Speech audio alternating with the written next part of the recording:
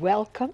I'm Peggy, and I hope that you'll take the next few minutes out of your busy schedule and don't leave your television, because we have some people here that have a message that we all need to hear. And especially if you're a parent or you're a young person, I have some guests here from MAD, Mothers Against Drunk Driving. And if you've kept up with the news, even with the last 3 or 4 weeks, we have had some horrible automobile accidents on our highways in South Carolina. And unfortunately, South Carolina is way up at the top for the bad things that happen on highways, on drunk driving and accidents. It's horrible. And people's lives are changed forever. And we have some people from MAD who are going to give us some good advice and some help. And we also have a website and a phone number. So I want to introduce, first of all, Steve Barrett, who is here on behalf of MAD from Columbia. He is the Programs and Fund Development Manager. And next to him is John Eric Hartfield. And John is a victim of a drunken driving accident. And he's going to tell us his story. And I believe John is about 26 years old, and we're delighted to have you here. God bless you. And next to him is Charity Jones. And Charity is a volunteer for the upstate for MAD. Now, everybody's all here. Where do we begin? Stephen, what does MAD really do, and what are you trying to accomplish? Sure. First, thank you so much for having us here. We are really happy to be here I'm today. on your team, I know that you are, and we really appreciate that. MAD's mission, obviously, everyone knows the first part, which is to eliminate drunk driving. We're also about preventing underage drinking and serving any victims that might occur from either of those two behaviors, underage drinking or drunk driving. So we're about doing anything that works and trying to address the problem from all sides. That can be a lot of educating the community about the issues. It can be advocating for certain laws and policies to be created or improved. And it's about serving the victims to make sure that if someone ever is victimized, that they know that they can call on MAD, and we'll be there along their side through the grieving process, the legal process that will come, helping them get over their injuries and knowing how to cope with some of the things that they may have experienced. Okay. And you're sort of the official person, so I'm going to ask you, Sure. Where do we stand in South Carolina with our laws? Mm-hmm. Better than it used to be, but still, when you compare them to other states, we generally consider ourselves to have some of the weaker DUI laws, mainly in the area of how, unfortunately, easy sometimes it can be for people to get out of their tickets. We make it far too difficult for our law enforcement officers to prosecute a DUI case. In some cases, when we do have crashes and there are victims, we often have folks, our victims, who don't feel like they have the full sense of justice they deserve, because either the person's getting off or the penalty's not as stiff as it could be, considering the tragic events that they've caused. The one thing that we're really pushing for right now with our priority laws is what we call Emma's Law. It was named after the cutest little 5-year-old girl in Lexington who was killed on New Year's Day a couple of years ago by a repeat drunk driver. And repeat drunk driver, those are the magic words, because whenever, right. I'll get back to you in just a minute, but whenever you see an account of an accident that causes horrible injuries or death, and you read it, the driver always has a record of past offenses on DUI. It's like never the first time. So you just have to say to yourself, how do these people get off? I mean, we've got some very well-to-do attorneys who manage to get these people off so that they're free to go out and injure somebody else the next day. Right. And I get very upset about this. I didn't mean to interrupt you, but I had to say that. Understandably, and if they're, if we're calling them a repeat drunk driver, it may very well be that they were convicted, but it's not something where people are typically, without a victim, people are going to go to jail for a long period of time. So they are going to get out. They are going to be back on our roads again. And that's really what Emma's Law is about. It's about what we call ignition interlock devices. And those are basically technology that would be required to be attached to an offender's car, where basically they have to blow into it to get their car to Or start. the car won't start. Or the car won't Now, start. we don't have that law yet. We have it now for anyone who, if it's their second or more offense. What we need to do is we need to get that for all drunk drivers, even on first offense. So Emma's Law gets us most of the way there. It would be for anyone whose first offense, they had a blood alcohol concentration of 0.12 or higher. Getting it 0.08 or higher would be the ideal, but at least it gets us part of the way there. So even on first offense, some people will have to have those devices, and they work. For the most part, that car is not going to allow a drunk driver to drive it. And it prevents, in other states that have done this, their reductions in fatalities have been quite impressive. We absolutely have to have it here. Now, the law says, what, 21? For consuming alcohol, yes, right. Yeah, so anyone under 21 is breaking the law if they drink, but we know all these kids drink. Right, about 40% of South Carolina high school students are drinkers. And college age who are still college not age 21. much higher when it gets to college age. Now you're getting to probably 70 to 80% of college students. Yeah. So yes, we absolutely have an underage drinking problem. It's one of the things that we work on with MAD very much. We really try to focus on the parent population right now. Eventually we'll have a wider range of strategies, but we have a program called The Power of Parents, which is a program that we can come out to do to parent groups. And it's really, to a large extent, a motivational session to say underage drinking is a major concern. Kids do still listen to their parents. In fact, we know that 3 out of 4 students still list parents as one of their primary influences about their decisions to drink. And that there are ways to have quality conversations with your child about alcohol.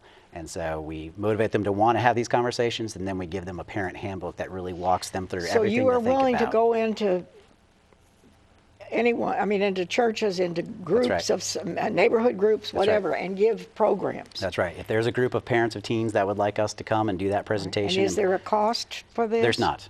That's wonderful. Okay. Okay. And we're going to have John Eric in a minute, but I wanted to ask Charity, you're as a volunteer. Yes. What do you do? The impact panel. Okay. When the judge is part of their probation to come to the impact panel. And the law enforcement center here in Greenville allowed me to use their facility. And we have a meeting once a month and check them in. And hopefully I have a speaker. If not, we have a video of other incidents that we can use. And do you need volunteers? Most definitely. I would appreciate that very much. Okay, so we're going to put a phone number and a website up. Yes. And so these people that are convicted, they have to come and That's be part a of their part probation. when there's like a trial or something for somebody who's been injured. It's another way of showing them on a family-to-family relationship, brother to brother, sister to sister, whatever the case may be, to project this to them and see what they could do or what they could have done had not they've been stopped or given a ticket, or keep them from doing it again.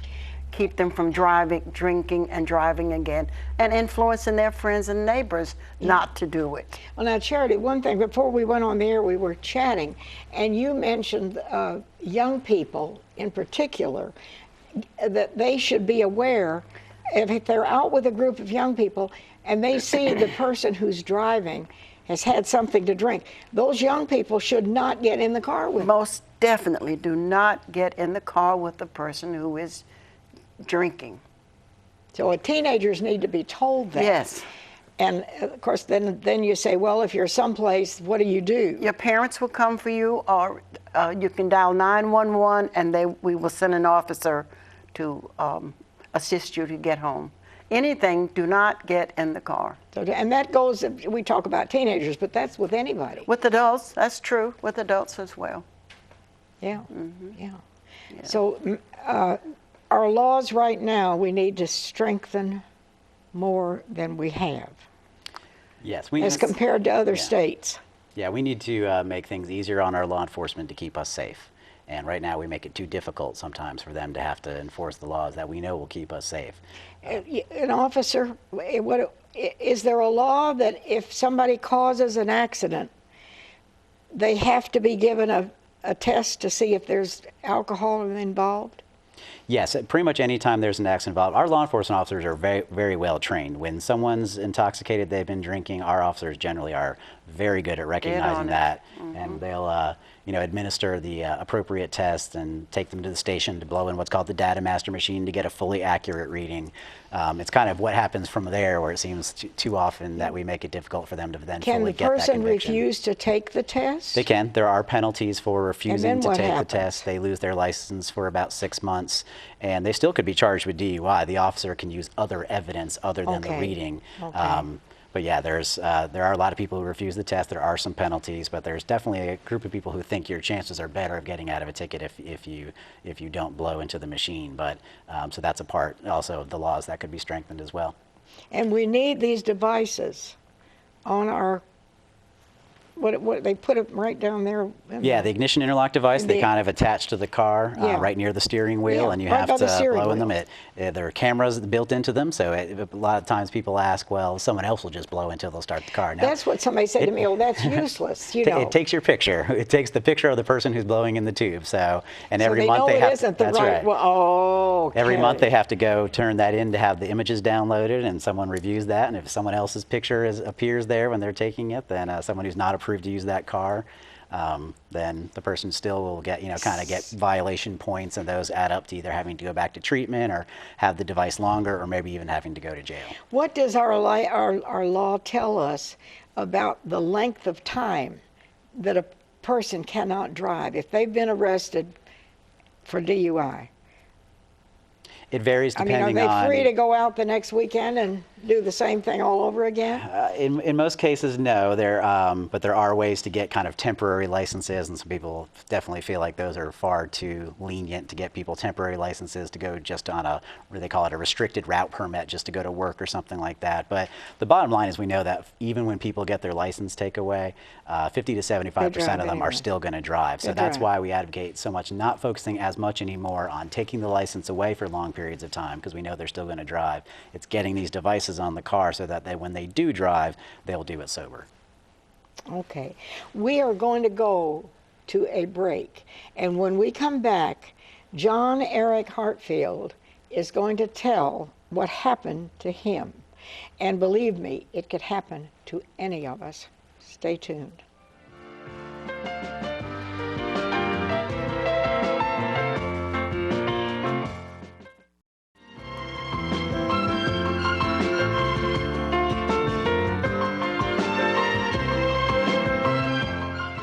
Welcome back. If you tuned in late, our program today is really devoted to drinking and driving, making our highways safer, and of course, MAD, Mothers Against Drunk Driving. And here from Columbia is Stephen Barrett, and also on the other end of the couch is Charity Jones, who works here in the upstate as a volunteer. Yes. And between the two of them is someone I've enjoyed talking with before we went on the air, and John Eric Hartfield, and he is 26, and he is a victim of a drunk driving accident that has changed his life forever. And we're grateful that he's here with us. So maybe, Stephen, you could set the stage a little bit for John Eric. Sure. So MAD really accomplishes what it does through the work of its volunteers. In fact, there's only 2 of us on staff in the whole state, but we have a small, wonderful army of volunteers, and some of them are not victims of drunk driving. They're just people who care about keeping kids safe and our roads safe. And then we do have a lot of our volunteers who have been victimized, either themselves been involved in a crash or have lost someone that Someone they they love, loved. yeah, yeah. And it's a real honor to work alongside those folks as they, bravely turn that tragic experience into the ability to do something positive. And so, John Eric is absolutely one of our most beloved speakers who will go out to all kinds of groups, whether it's DUI offenders or underage folks or just people in the community, and talk about what happened, because he was a victim. He was hit by a drunk driver, and he's got a very important story to share. Where are you from, John Eric? I'm from Greenwood, South Carolina. From Greenwood. Which is about an hour away from here. And how long ago did this accident happen? It was July the 11th, 2003. Okay. And that's when I had the head-on collision and the automobile wreck, and the drunk driver died. He died, and I spent 10 months and 3 days in the hospital. 10 months and 3 days in the hospital. Oh, and when I came into the studio with you, you struggled to walk quite a bit. That's right. Yeah, yeah. So you spent 10 months in the hospital. And and explain what happened to the driver of the other car. The driver was killed. All right. So the drunken driver who hit you was killed. Right. Yes, ma'am. And then your life has changed forever. My life has been pretty much destroyed. I had a promising future of going to college where I was accepted into USC, and I didn't get to attend my class, and everything is changed because of that. Everything has changed, and it's just not been good for me. So now you had so many injuries that you were in the hospital as a patient for 10 months? 10 months and 3 days I was in a comatose in the Greenville Memorial Hospital. Yeah. And were you the only person in the car with you? Were there other people in your car when you were hit? Well, I wasn't driving, actually. My really special friend of mine, Laura, who now lives in Minneapolis. And she was driving? She was driving. But she was not. Was she injured too? Well, the car hit the side. Okay. And you were in the passenger seat. Which I was sitting on, yes, ma'am. And what about the man who hit you?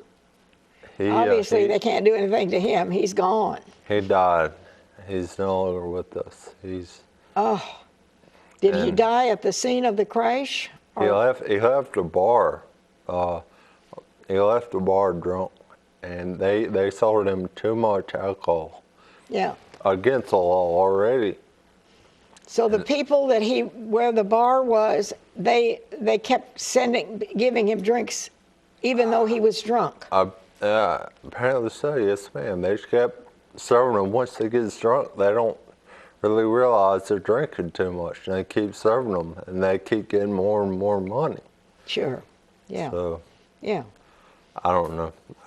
Is there, John Eric, let me ask Stephen, does our law say anything about bars and restaurants serving do we have laws that if somebody is obviously drunk, you don't serve them another drink?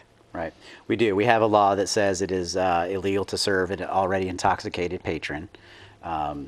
It's important that we have, more and better enforcement of that law. It's not one of the laws enforced much, usually for people to have any kind of, justice for a situation for like what John Eric had, turns into a very lengthy, difficult lawsuit. But if we probably did a better job enforcing what we call the over-service law, the service to intoxicated customers, we probably could prevent such a lot law of issues. then, the over-service law. Right. And that is bars, they're held responsible. But it puts the bartender or the person who's serving drinks and food to people, it puts them in a position of judging that maybe they're not qualified to judge. And that's one of the reasons why it's difficult to enforce. It's not a extremely clearly spelled out law of what intoxication is, but so that's why I think it doesn't get enforced perhaps as much as it should.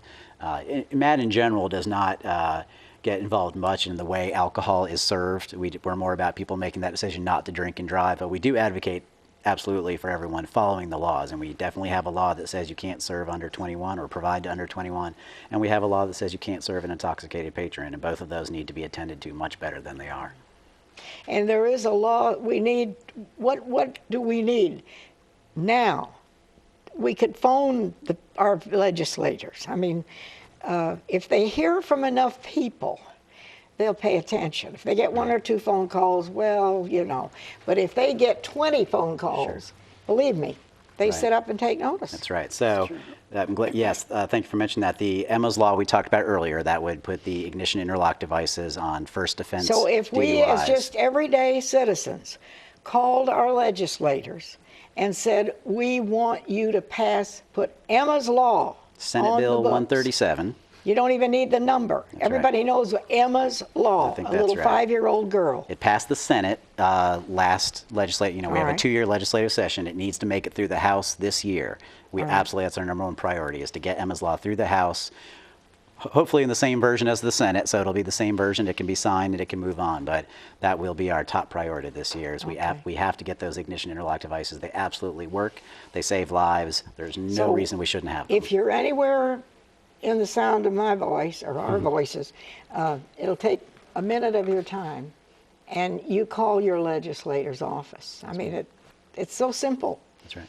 They're there to do our bidding, and we don't really pay attention sometimes enough, right? So now, you were going to the University of South Carolina, and you never had a chance then to go. I got accepted to USC. I'd gotten a little bit of a scholarship to go to USC, and I was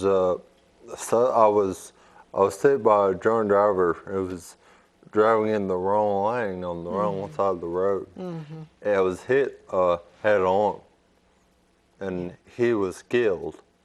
He was killed, and I spent 10 months and 3 days in the hospital in coma. And then I spent the rest of the time I spent in therapy and Rehab. yeah. I still can't walk now without a cane or a walker. I know. And I've been saved by God, God's grace, and God's loved me, and He's brought me so far, and it's just done wonderful things for me.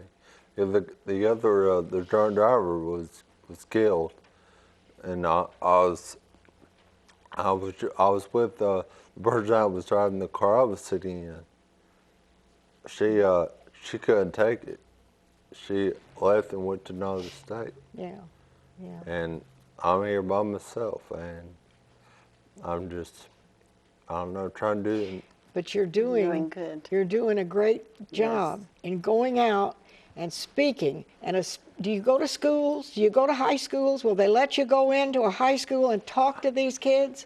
Well, actually, my friend Roland and I have gone to high schools. We've gone to colleges. Good for you. We've gone all over the place. We work with several different law enforcement officers, and they've taken us around. John Eric, I know that you are making a difference.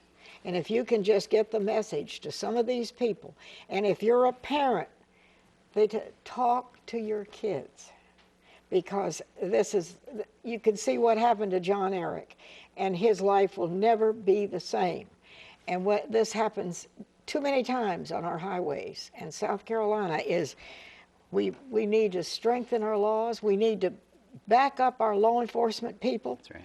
Those men and women that risk their lives on the highway to keep us safe. That's right. That's a huge part of what MAD does, is recognize their law enforcement. It's part of our campaign to eliminate drunk driving. And Stand behind them. We have a telephone number. It's an 803. That's the mid-state but it's for the whole state of South Carolina. And we also have a website, and I will keep those here. But they need volunteers to just go out and be a part of this and make our highways safer. Yes. Because it's up to us. Yes, ma'am. It really is, isn't it? It is. We can't sit here and think that somebody in Columbia is going to make this all right, because they're not. Yes, and Matt is, we're growing again, and there's so many opportunities, but anyone, however someone wants to get involved, we All can right. find a way. And to become a member of MAD, does it cost money? No, it does not. All right. People are welcome to donate, but volunteers, we're right. grateful for any contribution they Okay. make, both in financial or supporting our events or helping out with the work we do. Mothers Yes. Against Drunk Driving. Yes. Bless you. Thank you for coming. Thank And you. John Eric, thank you for what you're doing. Yes, ma'am. You're making a difference. God bless you. And wherever you are, fasten those seat belts and Yes. drive safely. We'll see you next time.